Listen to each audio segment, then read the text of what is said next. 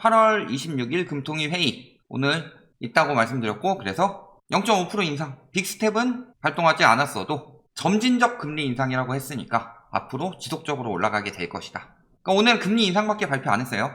사실 기대했던 것들은 여러 가지가 있는데, 그렇다고 하더라도 오늘 이야기한 것들이 어떤 의미를 가지는가, 그리고 부동산을 비롯한 자산시장 어떻게 변해갈 것인가. 사실 그 전까지는 어떻게 이야기했어요? 언론에서 완전히 거짓말을 할 수는 없으니까 금리 인상이 될 수도 있다 라는 형식으로 이야기를 했지만, 전반적으로 어떻게 이야기를 했어요?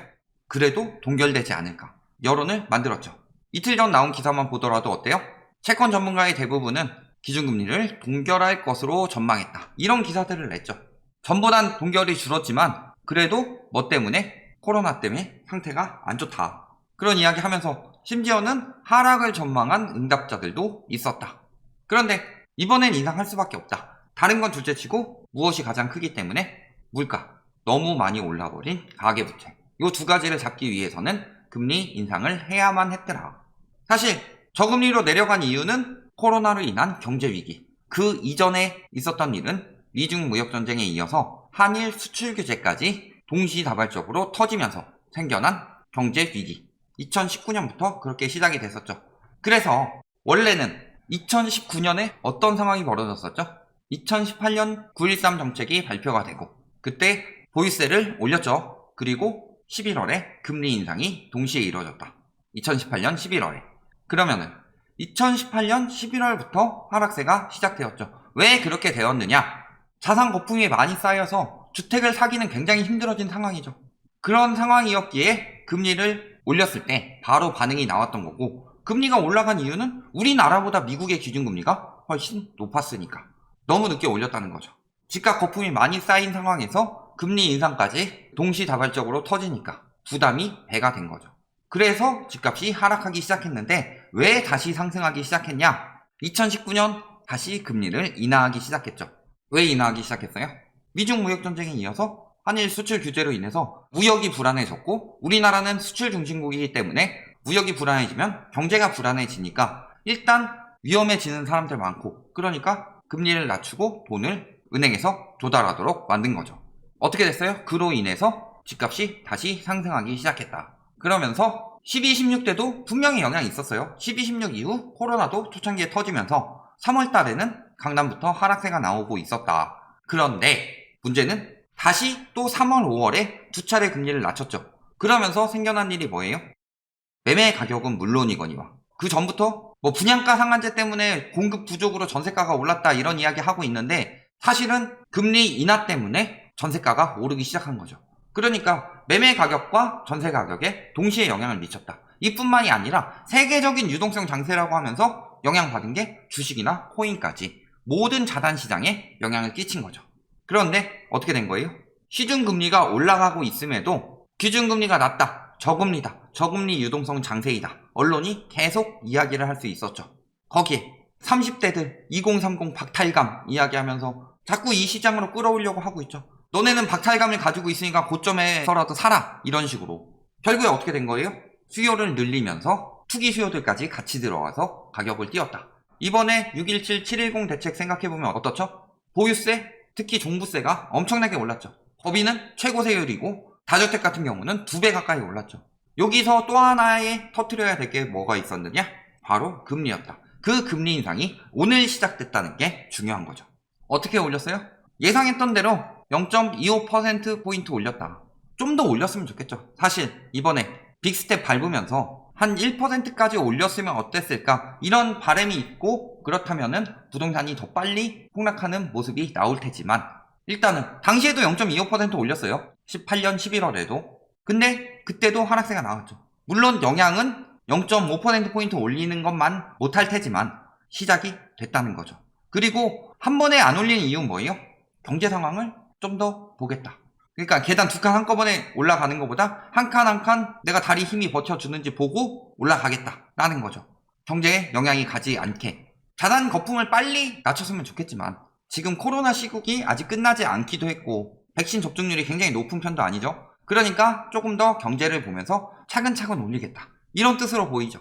어떤 내용이요? 여권, 백신 접종 확대, 주요 각국. 우리나라도 확대되고 있죠. 언론에서는 계속 안 된다 이야기하고 있지만 방역이 잘 되고 있는 편이고 백신 접종도 계속 늘어나고 있죠.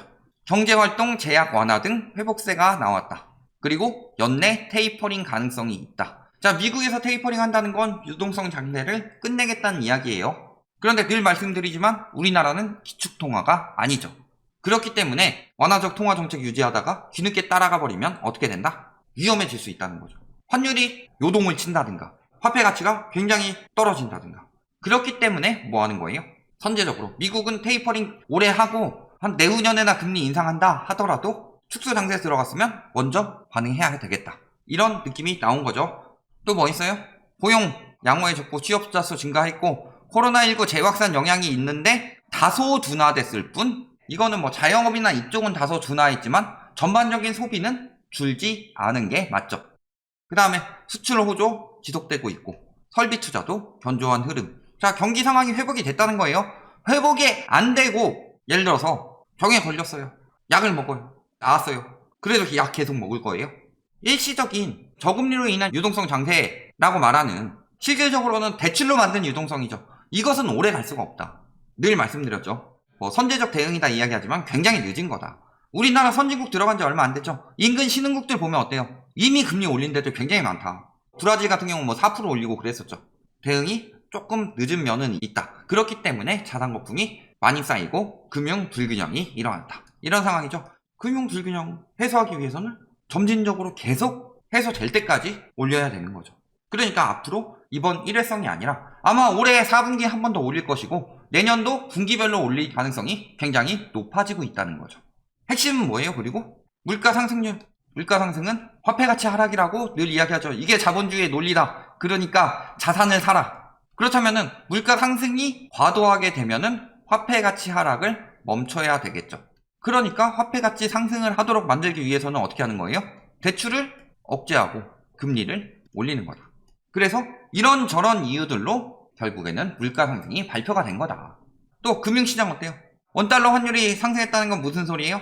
달러 가치 대비 원화 가치 하락. 요거죠. 원화 가치가 하락했다는 건 가치를 더 올려야 된다는 거죠. 그러니까 금리 인상이 필요하다.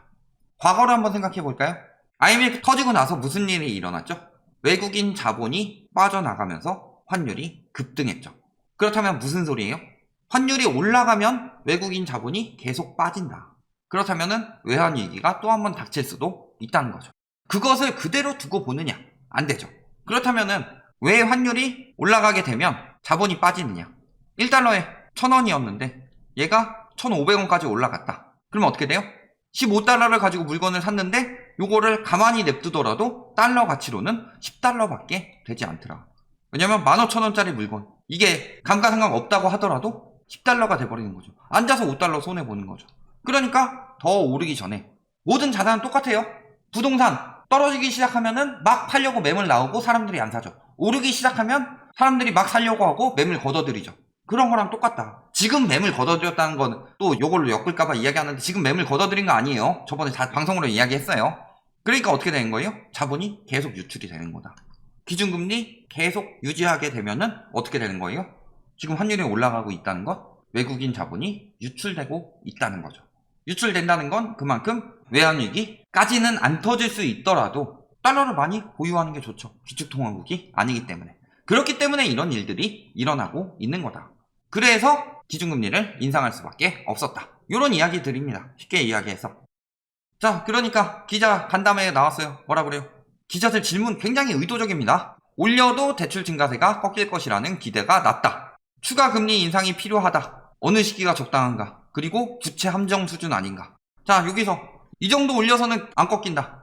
확 못 올리는 거 알기 때문에 하는 이야기죠. 경제 상황이 확 올릴 수 없는 상황이다. 그러니까 어느 시기가 적당한가? 그러면은 그때까지 계속 오른다 라고 이야기를 하고 싶은 거죠. 그리고 또 하나 뭐예요? 부채 함정. 부채 함정 뭐예요? 부채가 과도해서 지금 금리를 올렸어야 하는데 부채가 터질까봐 금리를 못 올리는 현상. 이것을 부채 함정이라고 하죠. 그러니까 부채 함정 수준은 뭐예요? 금리 올릴 상황 아니지 않냐? 이거 터지게 되면 어떡하냐? 이런 이야기 하고 있는데 왜 점진적으로 올리느냐? 정부나 금융업계에서는 절대 연착륙을 포기하진 않아요. 정착륙을 하고 싶어하는 정부 그리고 중앙은행은 없다. 그렇기 때문에 연착륙을 하기 위해서 차근차근 올리면서 계속 추이를 보는 거죠. 그러니까 0.5% 빅스텝을 밟지 못하고 0.25씩 짜잘하게 계속 올릴 가능성이 높다는 거죠. 인상하면 위험 선호 현상을 낮춰서 가계부채를 둔화시키는 효과가 있다. 이 이야기 했다고 또 안전자산 부동산 이야기하는 전문가들이 있으면은 손절하시고, 안전자산 절대 아니죠. 부동산은 굉장히 위험한 자산입니다. 안전자산의 요건은 뭐라고 그랬어요? 황금성 그리고 가격 변동성. 둘 다 만족하지 않는데 어째서 안전자산이냐. 둔화시키는 효과가 있다. 자, 오늘 이주열 총재의 이야기는 대답 자체가 좀 농담삼아 이야기하자면 펑쿨색자 같았다. 확실하게 대답한 게 아무것도 없었다. 왜?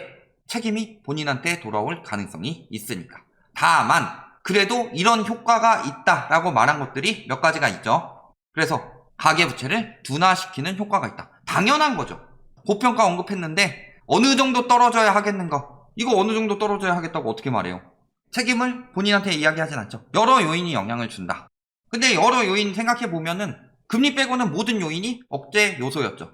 금리만이 오히려 부동산을 올리는 요소였다. 사실. 그러니까 저거는 대답할 수 없는 질문을 한 거예요.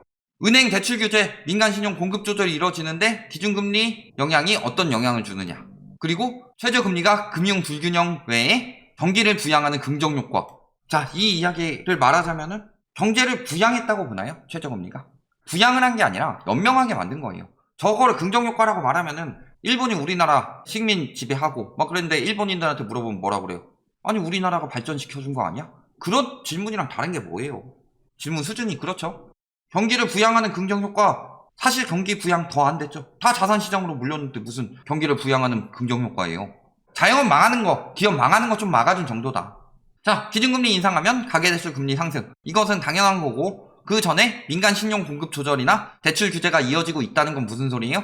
유동성 축소하겠다는 이야기니까 기준금리 요만큼 올라가면 시중금리는 이만큼 올라갈 거다. 요거 생각하셔야 되죠. 그리고 기준금리 인상이 뜻하는 건 예금금리도 같이 올리기 때문에 안전자산인 예금으로 더 많이 이동할 수도 있겠다. 제약하는 효과는 있지만 여러 요인이 있다. 또 피하죠, 말하는 거. 여전히 완화적이고 마이너스 수준이다. 이 말은 정답입니다. 자, 근데 이 이야기를 왜 했을까요, 갑자기? 아직 긴축 아니다. 그런데 지금 미국이랑 다 긴축하려고 한다는 이야기인데 우리나라만 계속 완화할 수는 없다는 거죠. 그러니까 확실하게 얘기는 하지 않더라도 요 말 한마디에 모든 게 담겨있다. 더 올려야 한다라는 말을 우회적으로 돌려서 말한 것이다. 자, 그 다음에 뭐예요? 집값 언제 잡히냐? 언제 잡혀요? 신의 영역이라면서. 어느 정도 완화되느냐? 이것도 결과를 봐야 되죠. 추가 인상 필요하지 않냐? 10월에 효과 확인 후 11월에 추가 인상할 것이다. 10월 인상 얘기가 많이 나왔는데 11월로 밀고 있죠. 이제 첫발 뗐고 금융당국이 오랫동안 규제 강화했으나 정부 같이 해줘야 된다. 점진적으로 서두르지도 않고 지체하지도 않겠다. 11월로 확정 짓지는 않겠다. 이 정도 얘기죠. 10월에 할 수도 있는 거고 하긴 할 거다. 이런 이야기를 하는 것으로 보이는 거죠. 미국보다 선제적으로 정상화하고 집값 파이터 아니에요. 물가 파이터예요. 물가 잡히면은 오래 안 갈 건데 이 물가가 얼마나 가느냐. 근데 단기적으로 끝날 것처럼 보이진 않죠. 그리고 또 한 가지는 가계부채 억제와 금융 불균형 억제. 이런 부분에 대해서 꼭 줍이다 라고 단정 짓는 게 아니라 여태까지 완화적 통화 방향에서 긴축으로 바뀌고 있다. 요게 핵심인 거죠. 지금 계속 이야기는 하고 있어요. 추가 인상 여부 관건이다. 계속 제한적이다. 당장 아니다. 0.5%일 때도 대응했는데 안 떨어졌다. 자체적으로 올랐는데 왜 그러냐. 2018년 11월에도 똑같지 않았어요? 그때도 규제 효과 없고 금리 올려도 뭐 별로 안 될 것 같다. 그때도 0.25% 올렸는데 왜 떨어졌어요? 그때보다 지금 주택 구매력 지수나 구입 부담 지수는 훨씬 더 위험해졌다. 더 살 수가 없는 상황인데 핵심은 뭐다? 이거는 전초전이다. 전초전하고서 땡땡땡 하고 끝내요, 싸움? 지금 시작을 알리는 거다. 추가 금리 인상 가능성 아니에요? 여전히 완화적이라고 이야기했다는 건 추가 금리 인상 시사다. 사실 그리고 엄밀하게 말하면은 의식주 가격이 잘 들어가지 않기 때문에 그런 상황임에도 불구하고 물가에 비해서 금리가 훨씬 더 마이너스다 라는 상황은 앞으로 지속적으로 올릴 수밖에 없다는 뜻이죠. 결론 뭐예요? 금리 인상 시작. DSR 규제 같은 건 없었다는 건 조금 아쉽죠. 다만 DSR 규제는 꼭 금통위에서 할 필요는 없다. 요것은 금통위에서 한 거 아니죠. 이거는 따로 앞당겨질 수 있다. 핵심은 요거죠. 이게 뜻하는 바가 뭐다? 완화에서 축소로 한 발 뛴 것이다. 닐 암스트롱이 그랬죠. 이것은 인류 역사의 위대한 첫걸음이라고. 이것은 부동산 거품 붕괴의 위대한 첫걸음이 될 것이다. 자, 그리고 그럼에도 불구하고 계속 오릅니다. 막차 타세요. 막차인 걸 알고 타면 괜찮죠? 막차인 걸 알고서 내가 집에 갈 때 막차 시간 언제고 그래서 계산해서 타면 괜찮다고. 그런데 공포소설 같은 데 보면 어떻게 나와요? 막차인지도 모르고 허겁지겁 탄 사람들. 저승행 열차였죠. 유동성 축소시장의 막차라고 생각하고 탔다가는 저승행 열차를 탈 수 있다라는 거. 그리고 그 첫걸음이 이제 시작됐다. 9월부터 굉장히 달라진 부동산 시장이 나타날 것이다. 이렇게 보시면 되겠습니다.